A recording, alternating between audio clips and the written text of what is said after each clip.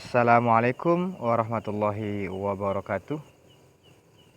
Anak-anak, sebelum kita melanjutkan pelajaran yang kemarin tentang mengimani kitab-kitab Allah dan menjadikan Al-Quran sebagai pedoman hidup, di bagian yang kedua ini, marilah kita berdoa dulu untuk kedua orang tua kita dan juga guru-guru kita. Mungkin di antara beliau ada yang sudah meninggal dunia. Mari kita berdoa agar dosa-dosanya diampuni oleh Allah dan amal ibadahnya diterima oleh Allah. Dan juga kedua orang tua kita ataupun guru kita mungkin yang saat ini ada yang sakit, semoga cepat diberi kesembuhan oleh Allah. Amin ya rabbal alamin. Baik anak-anak, kita melanjutkan materi yang kemarin. Sekarang macam-macam kitab Allah yang nomor 2, yaitu ada namanya kitab Zabur. Kitab Zabur ini mempunyai nama lain, yaitu namanya Mazmur. Jadi ada yang mengatakan Zabur, ada yang mengatakan Mazmur. Kitab Zabur ini diperuntukkan oleh Allah untuk Bani Israel atau orang Yahudi. Dan kitab Zabur ini diturunkan oleh Allah kepada Nabi Daud, yang mana Nabi Daud itu lahir di Bethlehem atau Palestina kurang lebih tahun 1040 sebelum Masehi sampai 970 sebelum Masehi. Kurang lebih 70 tahun beliau hidup di dunia, atau pada abad ke-10 sebelum Masehi. Nabi Daud, garis keturunan atau nasabnya yaitu bin Ishar, bin Uwaid, bin Abir, bin Salmun, bin Naksun, bin Uwainawab, bin Aram, bin Hasrun, bin Farash, bin Yahuza, bin Yakub, bin Ishak, bin Ibrahim. Jadi antara Nabi Musa dan Nabi Daud, mereka satu keturunan, yaitu bertemu pada Nabi Yakub alaihis salam. Sejarah singkat tentang Nabi Daud. Nabi Daud itu adalah seorang raja. Dia diutus menjadi Rasul umur 40 tahun. Selain sebagai Rasul, dia juga menjadi seorang raja yang sangat besar pada zaman dahulu. Bahkan dari besarnya dan dari kayanya Nabi Daud ini bahkan pernah mau memberi makan seluruh makhluk yang hidup di dunia pada zaman itu. Tapi oleh Allah diturunkan, dipanggillah satu hewan ikan bernama Nun. Ketika makanan yang disediakan oleh Nabi Daud semuanya dihabiskan oleh ikan Nun. Maka ketika semuanya habis oleh satu makhluk, maka Nabi Daud sadar bahwa manusia itu tidak akan bisa memberi makan seluruh makhluk hidup. Maka semuanya adalah dari Allah. Bahkan dalam tafsir, Nabi Daud itu mempunyai 1000 istri dari besarnya kerajaan Nabi Daud. Setelah Nabi Daud wafat, kerajaan diteruskan oleh anaknya yang bernama Sulaiman. Terus secara lengkapnya kalian bisa membaca buletin atau majalah-majalah, ataupun juga bisa browsing di internet. Kitab Zabur pada awal mula diturunkan oleh Allah itu menggunakan bahasa Kipti namanya. Kalau pertemuan kemarin kitab Zabur, kitab Taurat, bahasa yang digunakan awal mula itu menggunakan bahasa Ibrani. Kalau Zabur menggunakan bahasa Kipti. Tentang kewahyuan, Nabi Daud menerima kitab Zabur dari Allah, juga masuk dalam Al-Quran pada surat Al-Isra ayat yang ke-55. Bismillahirrahmanirrahim. Wa rabbuka a'lamu biman fis samawati wal ard wa laqad faddalna ba'dhan nabiyyina 'ala ba'dhi wa ataina Dawuda zabura. Dan Tuhanmu telah mengetahui siapa yang di langit dan di bumi. Dan sungguh kami telah memberikan kelebihan kepada sebagian nabi-nabi atas sebagian yang lain. Dan kami berikan Zabur kepada Nabi Daud.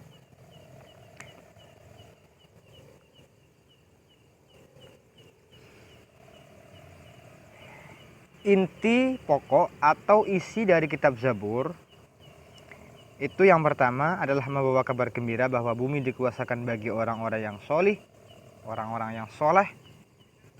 Jadi apabila ada orang yang soleh selalu bertakwa kepada Allah, selalu beribadah kepada Allah, menjauhi larang-larangannya, maka orang tersebut tidak akan sengsara hidup di dunia. Itu adalah salah satu isi dari kitab Zabur. Yang kedua, agar manusia dapat mengambil dari pengalaman sehari-hari.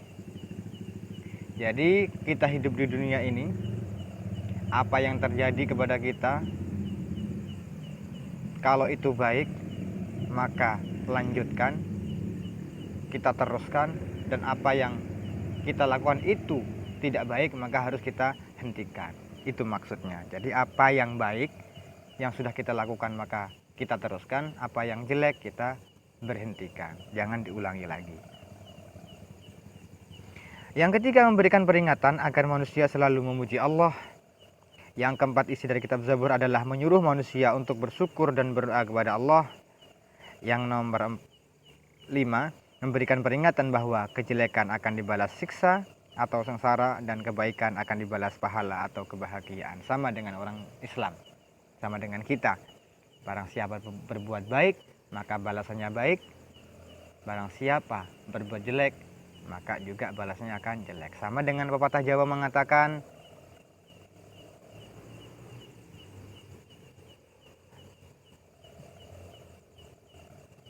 becik bakal ke titik, Allah bakal sengsara. Itu sama istilahnya. Yang terakhir, memberikan peringatan sehingga tidak ada alasan bagi manusia untuk mengingkari adanya Allah. Jadi selalu diperingati bahwa Allah itu adalah salah satunya Tuhan yang wajib disembah dan wajib diminta pertolongan. Tidak ada sesuatu apapun yang pantas dan wajib disembah dan diminta pertolongan kecuali hanya Allah. Jadi selalu diperingati sehingga manusia pada zaman itu tidak ada alasan lagi bagi mereka mengingkari dengan adanya Allah. Kitab yang nomor 3 yaitu ada namanya kitab Injil, yang mana kitab Injil ini sama dengan kitab Zabur dan juga kitab Taurat, diperuntukkan atau diturunkan oleh Allah untuk Bani Israel atau orang Yahudi. Kitab Injil diturunkan kepada Nabi Isa alaihissalam, yang mana Nabi Isa itu lahir di Bethlehem atau Israel, sekarang menjadi negara Israel. Kurang lebih 4-6 Masehi beliau lahir, atau abad ke-1 Masehi. Wafatnya kapan, Pak?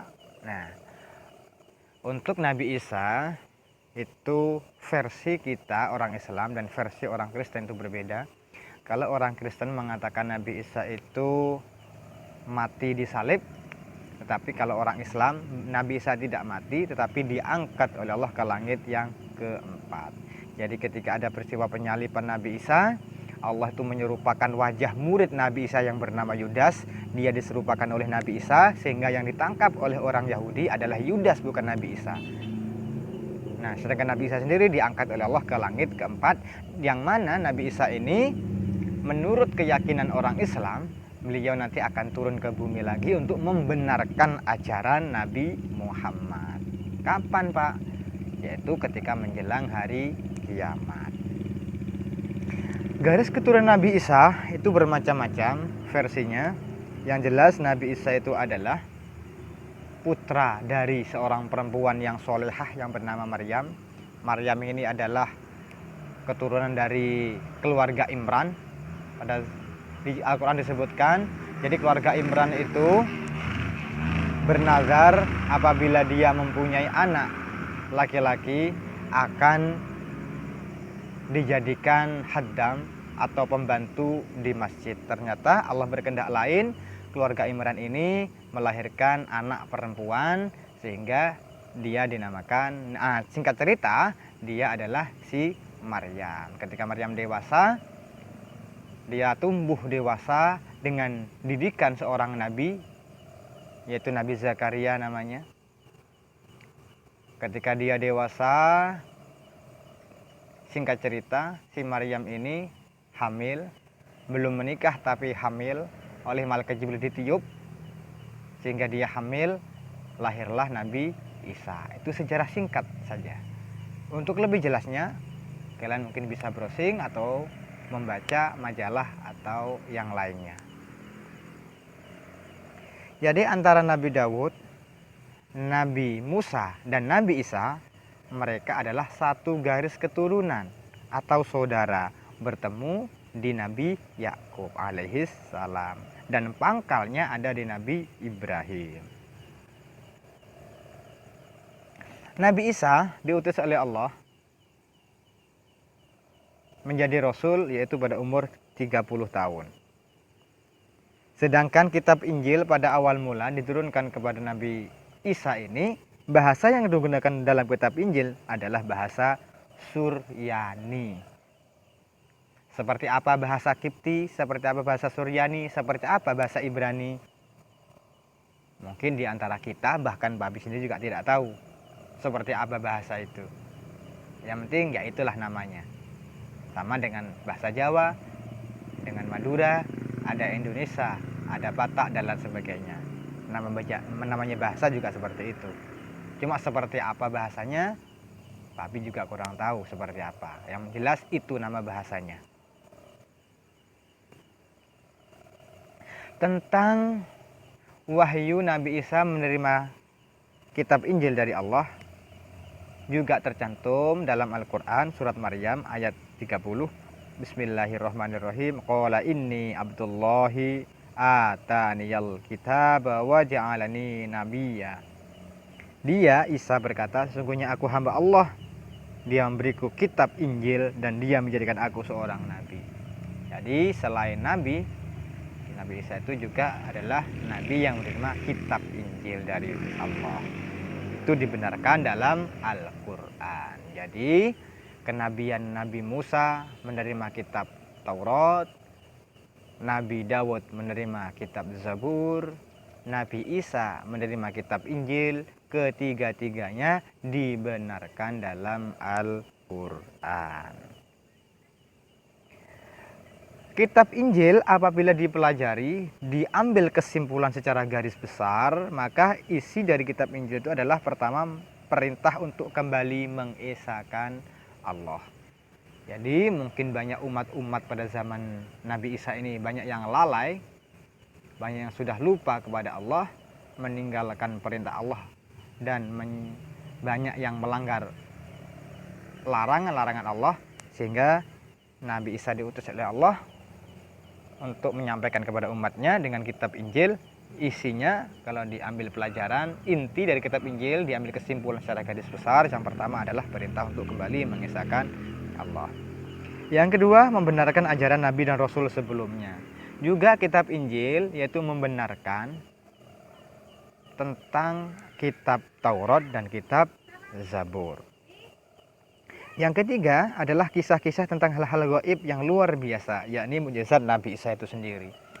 Jadi kitab Injil itu juga menerangkan tetap hal-hal yang gaib, hal-hal yang tidak bisa difikirkan oleh akal manusia, yaitu tentang mukjizat. Di antara mukjizat Nabi Isa yang pertama itu adalah bisa berbicara ketika masih kecil, ketika masih bayi beliau sudah bisa bicara, membenarkan ibunya Maryam bahwa dia itu bukan orang penzina. Dia lahir, dia hamil, itu memang kehendak dari Allah. Jadi Maryam ini, si ibu Nabi Isa ini adalah hamil tanpa adanya seorang suami. Yang kedua, beberapa mukjizat Nabi Isa adalah bisa menghidupkan orang mati dengan izin Allah. Itu mukjizat Nabi Isa. Ketika ada orang yang sudah mati, tinggal lulang belulangnya saja ditiup oleh Nabi Isa, maka lulang itu berkumpul lagi, tumbuhlah daging menjadi manusia utuh seperti manusia pada umumnya lagi. Yang ketiga, mukjizat Nabi Isa itu adalah bisa menyembuhkan orang buta. Jadi ketika ada orang buta, mulai dari lahir itu buta, jadi ditiup oleh Nabi Isa, maka orang itu bisa melihat kembali seperti manusia pada umumnya. Yang keempat, isi dari kitab Injil adalah mematuhi perintah Allah dan menjauhi larangannya. Apa yang diperintah Allah harus dilakukan dan apa yang dilarang oleh Allah harus dijauhi. Yang kelima adalah mengabarkan kelak akan turun Nabi terakhir, yakni Nabi Muhammad. Jadi dalam kitab Injil itu diterangkan bahwa nanti di akhir zaman itu ada nabi yang terakhir, yaitu Nabi Muhammad.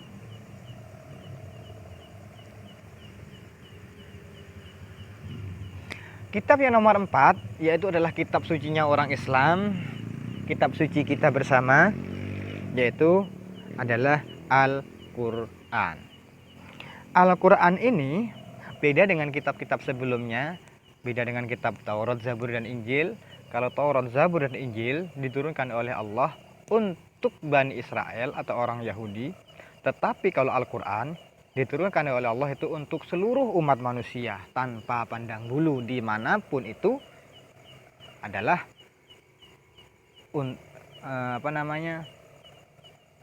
untuk mereka Al-Quran ini. Kalau percaya ya seperti kita ini orang Islam, kalau tidak percaya dengan adanya kitab Al-Quran berarti mereka adalah orang selain Islam.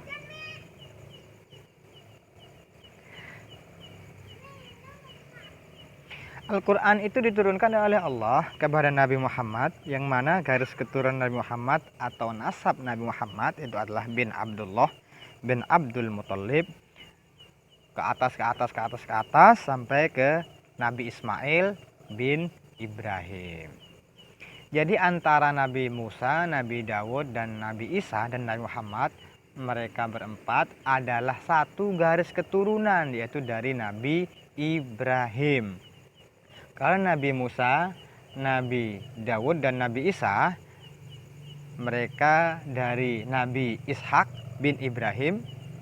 Kalau sedangkan Nabi Muhammad itu adalah dari Nabi Ismail bin Ibrahim. Jadi Nabi Ibrahim itu punya dua anak.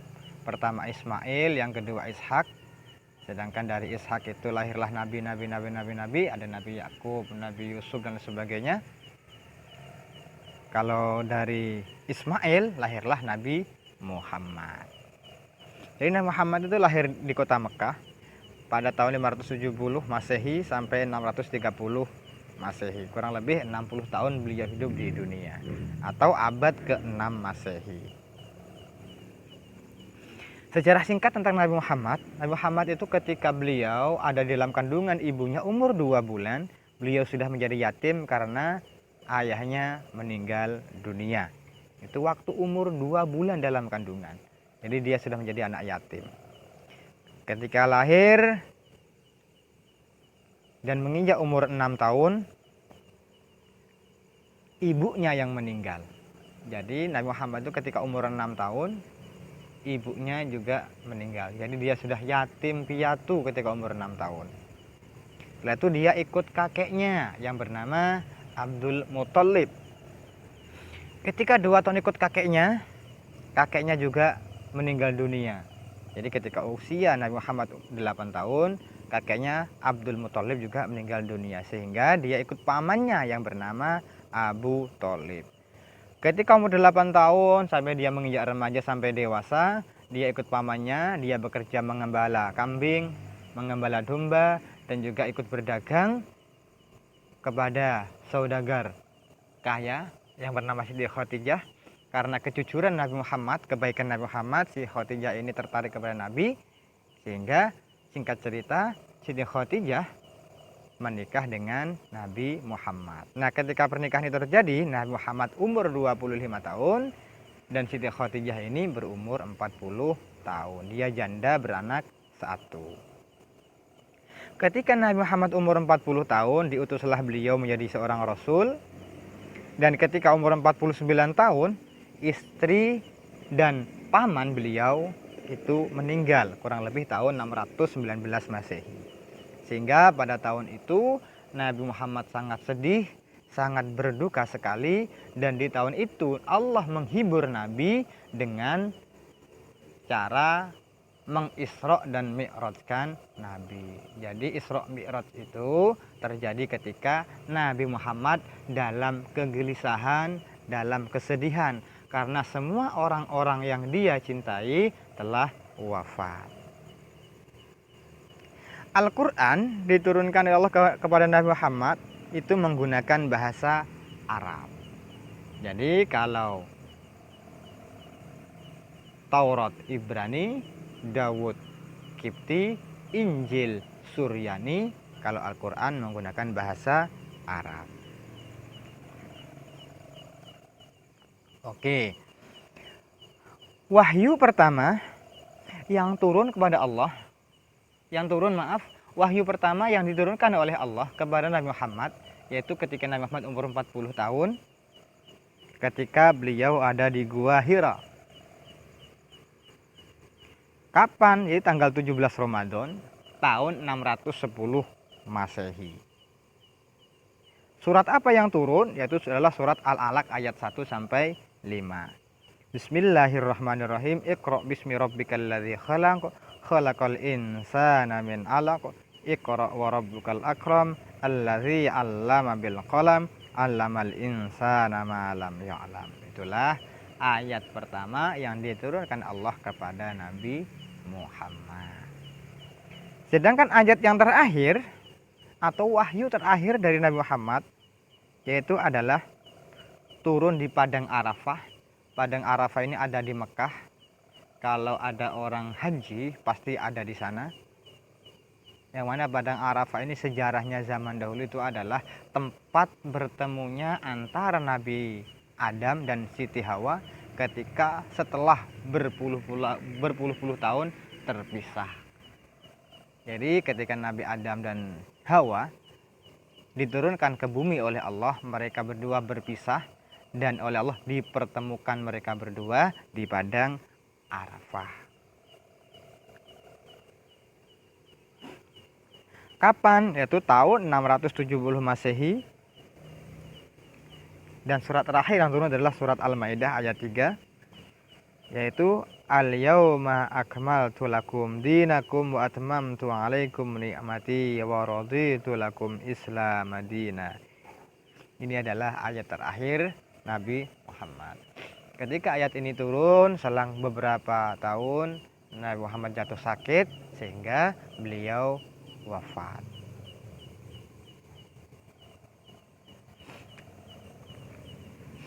Nah, sedangkan kitab Al-Quran sendiri, yang mana Al-Quran itu ada 30 juz, ada 114 surat, yang mana apabila kita pelajari dari Al-Fatihah sampai Al-Ikhlas, itu bisa diambil kesimpulan bahwa yang pertama Al-Quran itu adalah mengajarkan tentang akidah, tentang akhlak, tentang ibadah, muamalah, syariat, dan tarikh. Sekarang apa akidah itu? Akidah itu adalah mengajarkan kepercayaan terhadap Tuhan, malaikat, nabi, kitab, dan lain sebagainya. Itu adalah nama akidah, kepercayaan. Itu akidah namanya. Yang kedua ada akhlak. Akhlak itu adalah mengajarkan berperilaku yang baik atau sikap budi pekerti yang baik, itu namanya akhlak.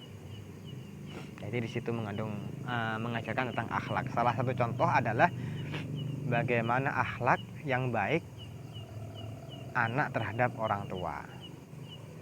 Ada, yaitu disebutkan di situ anak itu tidak boleh mengatakan kata-kata hus kepada orang tua, apalagi sampai membentak atau menyentak mereka, tidak boleh.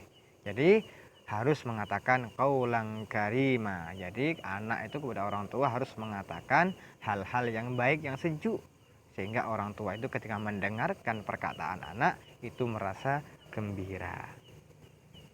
Yang ketiga ada ibadah. Apa sih ibadah? Ibadah itu adalah mengajarkan cara-cara beribadah. Bagaimana sholat, bagaimana puasa, itu adalah tentang ibadah. Atau ibadah itu bisa diartikan adalah hubungan manusia dengan Allah. Itu ibadah namanya. Yang keempat ada muamalah. Muamalah itu adalah mengajarkan tata cara bergaul dengan sesama, bagaimana jual beli yang baik, bagaimana bertetangga yang baik, bagaimana berkeluarga yang baik, bagaimana bernegara yang baik. Itu adalah muamalah. Jadi muamalah itu bisa diartikan adalah hubungan manusia dengan manusia. Yang selanjutnya ada syariat. Syariat itu adalah mengajarkan tentang aturan-aturan dalam ibadah dan muamalah, yaitu ibadah dan muamalah itu juga diatur namanya syariat atau undang-undang atau aturan-aturan. Itu namanya syariat. Contoh sholat. Sholat itu wajib dilaksanakan bagi orang Islam yang sudah balik. Nah, syarat sahnya sholat itu bagaimana? Sholat itu dikatakan sah, itu bagaimana? Itulah namanya syariat. Juga contoh dengan puasa, seperti puasa Ramadan.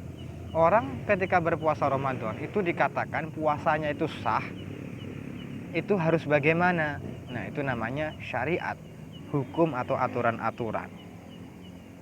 Yang selanjutnya ada namanya tarikh. Tarikh itu adalah kisah-kisah orang atau umat terdahulu. Jadi di situ diceritakan bagaimana kaum-kaum terdahulu, bagaimana sejarah-sejarah orang-orang terdahulu, bagaimana sejarah Nabi Adam, bagaimana sejarah Nabi Lut, bagaimana Nabi Isa, juga bagaimana lenyapnya orang-orang yang sombong seperti Fir'aun, seperti Raja Namrud, bagaimana musnahnya kaum Samud, dan lain sebagainya.